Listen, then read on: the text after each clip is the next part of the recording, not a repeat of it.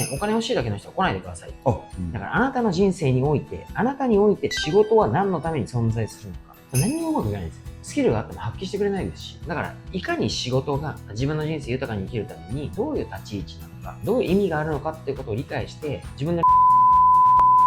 と思ったら仕事頑張れるわけですよ。はい、能力を鍛えようと思って、真面目にね、学習するとか、そういうことに繋がっていきますから、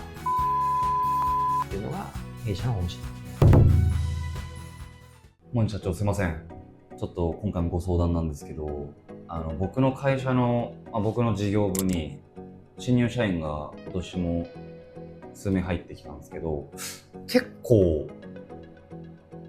今年すごい多いんですよ、新入社員が。で、かなりなんだろうな、Z 世代ってこともあって、結構価値観とかいろいろなんか分かち合えない部分があるんですね。で、その中でちょっとチームを壊すような、新入社員、こういう人って危険だよねみたいな、ちょっと今からでも知っておきたくて、なんかモニ社長の今までの経験談とかでもいいんですけど、こういう人はちょっと危険だよみたいな教えていただけますか？新入社員、特に新卒なんかね、そもそも何もないから、チームを壊すようなレベルの人は来ないと思うんですけどね。そもそも。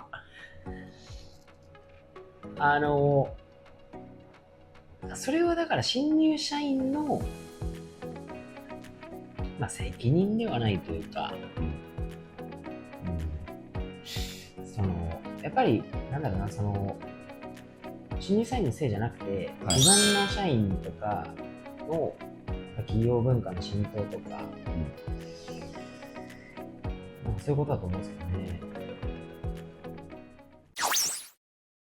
アップルさんだと新入社員さんに向けてどういった教育とかを最初にまずされてますか？前提からいくと、稲森和夫さんとかがよく言ってましたけど、はい、人としてやっぱ考え方かける熱量かける能力で、成果が決まるみたいなことを言われてますけど、僕もその通りだなと思っていて、能力ばかりフォーカスされるんですけど、そもそもやっぱ考え方が重要だと思うんですよね。だから弊社では考え方の教育というか、そういったことをやっぱ一番初めにやりますよね。だから能力はもう新入社員ですから、その時点ではあまりないというのはもう大前提じゃないですか。で、能力はでも後天的に経験とか訓練してきたらつくと思うので、それよりもやっぱそもそも根幹である考え方、思考と熱量、最近で言うとモチベーションとかをどう維持させるかみたいな話だと思うんで、とにかくでも考え方ですよね。思考。考え方。これが本来長い目線で見たら一番重要なので、考え方がちゃんとしていれば、仕事に対しての取り組み方とか、会社に対する姿勢とか、能力を鍛えようと思って、真面目にね、学習するとか、そういうことにつながっていきますから、まずやっぱ考え方を教えるっていうのが弊社の方針ですね。考え方から入って熱量に変わり、それがやがて能力になるみたいな、そういう流れなんですかね。いわゆるだから自己啓発みたいなこととか、はい、会社啓発みたいなことを最初にやるんですね。実際の業務に必要なスキルとかはもう結構 OJT が多くて、要はですね、仕事とか業務の What、何を How、どのようにやるか。What、How は現場で学んでもらうことが多いんですよ。入社後の研修っていうのはそれよりも大事だと思ってる Why、なぜとか How to think、どのように考えるか、思考ですよね。ここを行うっていうことですよ。具体的には従業員個人が将来理想とする状態を考えてもらって、それに向けてのシナリオなどを考えてもらうんですよね。その上で仕事をする意味、だからあなたの人生において、あなたにおいて仕事は何のために存在するのか、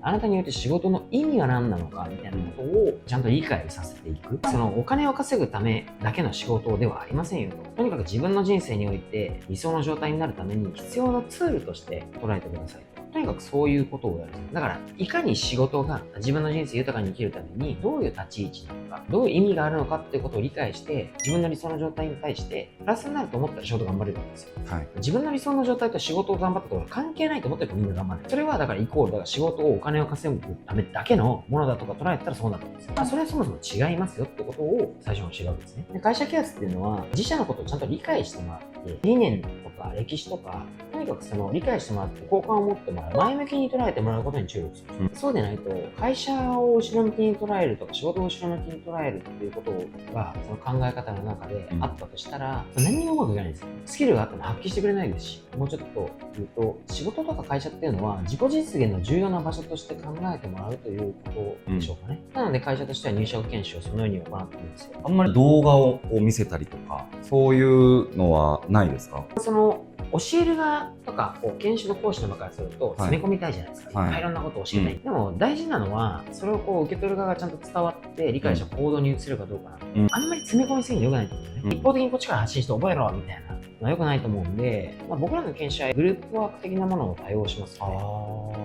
ど。だから一つのページ何か教えたい、項目を教えたいとしても、言うだけだったらわーって説明して5分で終わります。だけどこれを5分で説明した上であなたはどう思いますかみたいな書かせます。でそれをじゃあ思ったことをグループのみんなでシェアしてなんか一つ結論出してくださいとか考えさせる、だから言うだけだと5分で終わるものを20分とかかけて下手したらやるんで時間かかるんですよ。そのようにやっぱりその伝